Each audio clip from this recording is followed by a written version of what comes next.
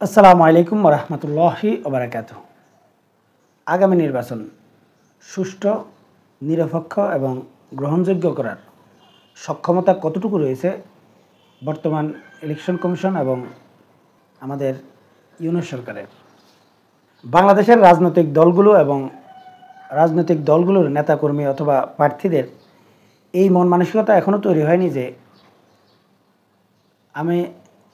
জনগণ আমাকে ভোট দিলে আমি নির্বাচিত হব, আর যদি ভোট না দেয় তাহলে নির্বাচিত হব না, মানে ফলাফল মেনে নিয়ে আমি সন্তুষ্ট থাকব। এই জাতীয় মন মানসিকতা আমাদের বাংলাদেশের রাজনৈতিক দলগুলো অথবা রাজনৈতিক দলগুলোর যে নেতাকর্মীরা রয়েছে তাদের সেরকম কিন্তু এখনও তৈরি হয়নি। আপনারা দেখেছেন যে বিগত আওয়ামী লীগ সরকারের সময় আওয়ামী লীগের নেতাকর্মীরা যেসব জায়গাগুলো থেকে ধান্দা ফিকির করত, এই সবগুলো জায়গা কিন্তু বিএনপি দখল করে নিয়েছে। এমনকি আওয়ামী লীগের নেতাকর্মীরা আসলে যতটা ধান্দা ফিকির করত, কিছু কিছু ক্ষেত্রে এটা কয়েক গুণ বেড়ে গিয়েছে।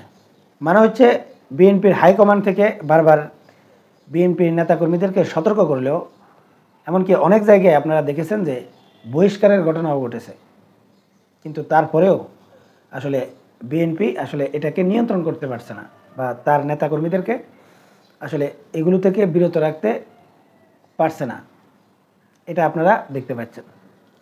এছাড়া আপনারা যদি একটু লক্ষ্য করেন, এইসব চাঁদাবাজি টেন্ডারবাজির সাথে কিন্তু এই পুলিশ প্রশাসনও জড়িয়ে পড়েছে।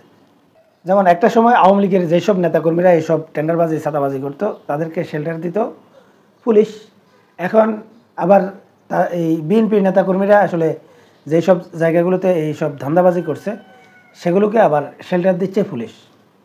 মানে পুলিশ প্রশাসন কিন্তু বিএনপি নেতাকর্মীদেরকে এখন সুযোগ সুবিধা করে দিচ্ছে, আবার অনেক জায়গায় পুলিশ প্রশাসন আসলে অসহায়।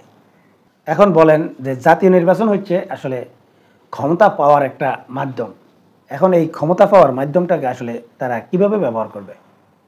মানে এই জাতীয় নির্বাচনের মাধ্যমে আসলে তারা আসলে ভবিষ্যতে এরকম ধান্দাবাজি, এই টেন্ডার বাণিজ্য, চাঁদাবাজি এগুলো করার লাইসেন্স পাবে, মানে সেই শক্তিটা পাবে। তখন তারা আসলে সেই নির্বাচনের সময় কিভাবে মাঠে নামবে?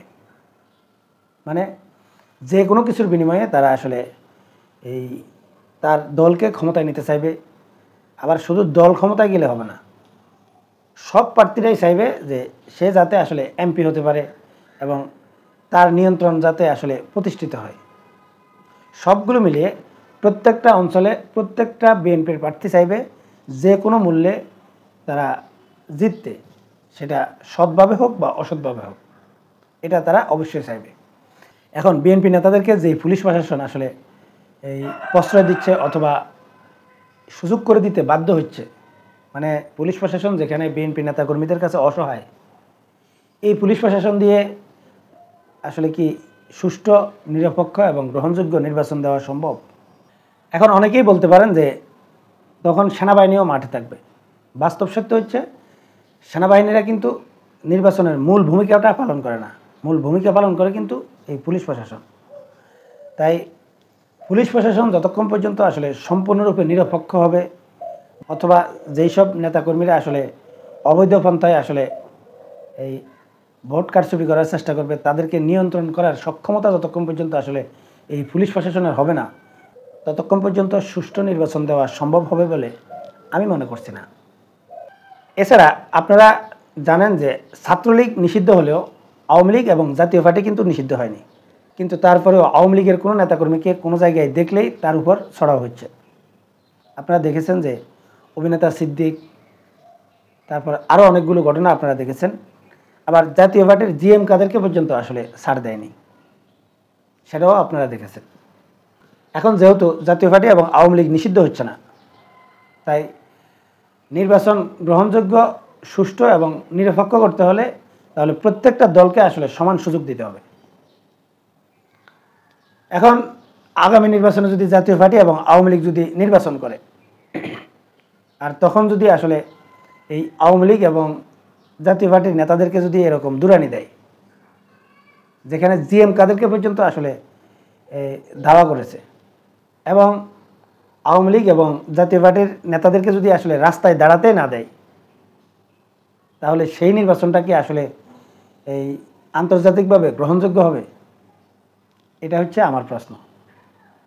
হ্যাঁ, যদি এই আওয়ামী লীগ এবং জাতীয় পার্টি নিষিদ্ধ থাকে তাহলে হয়তো এটাকে আপনি বৈধ বলতে পারেন বা গ্রহণযোগ্য বলতে পারেন, কিন্তু তারা যদি নিষিদ্ধ না হয় এবং তারা যদি নির্বাচনের মাঠে থাকে তাহলে তারাও কিন্তু আসলে অন্যান্য দলের মতো সমান সুযোগ সুবিধা পাওয়ার কথা।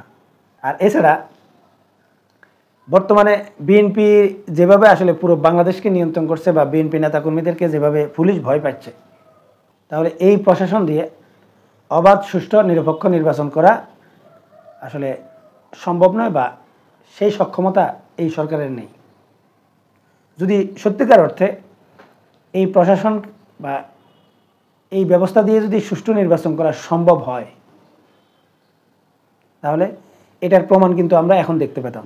কারণ যেহেতু এখন বিএনপিও ক্ষমতায় নেই, জামাতও নেই বা কোনো দল ক্ষমতায় নেই, একটা নিরপেক্ষ সরকার কিন্তু এখন ক্ষমতায়। তাহলে এই যে যারা চাঁদাবাজি করছে, টেন্ডারবাজি করছে, দখলবাজি করছে, তাদেরকে কেন নিয়ন্ত্রণ করা যাচ্ছে না? যদি বর্তমান সরকারের সেই সক্ষমতা যদি না থাকে এইসব চাঁদাবাজ, টেন্ডারবাজ এবং দখলবাজদেরকে নিয়ন্ত্রণ করার, তাহলে নির্বাচন কিভাবে আসলে এই সুষ্ঠু, অবাধ এবং নিরপেক্ষ করবে? যদি সত্যিকার অর্থে এই সরকারের আসলে এই সব কিছু নিয়ন্ত্রণ করার সক্ষমতা যদি থেকে থাকে তাহলে এই যে এইসব চাঁদাবাজ, দখলবাজদেরকে নিয়ন্ত্রণ করতে না পারা, এটা অবশ্যই বিএনপিকে ক্ষমতা থেকে ছিটকে ফেলার একটা কৌশল হতে পারে। মানে এদেরকে নিয়ন্ত্রণ করার সক্ষমতা এই সরকারের রয়েছে, কিন্তু আসলে বিএনপি নেতাদেরকে ছেড়ে দিয়ে বা ছাড় দিয়ে বিএনপিকে অজনপ্রিয় করার কৌশল এটা হতে পারে। সম্মানিত দর্শক, আপনারা কি মনে করেন? এই বর্তমান পরিস্থিতিগুলো দেখে আপনাদের কি মনে হচ্ছে যে এই অবস্থায় আগামী নির্বাচন অবাধ, সুষ্ঠু, নিরপেক্ষ এবং গ্রহণযোগ্য হতে যাচ্ছে? কমেন্টসে জানাবেন। এখনকার মতো এই পর্যন্তই। আল্লাহ হাফেজ।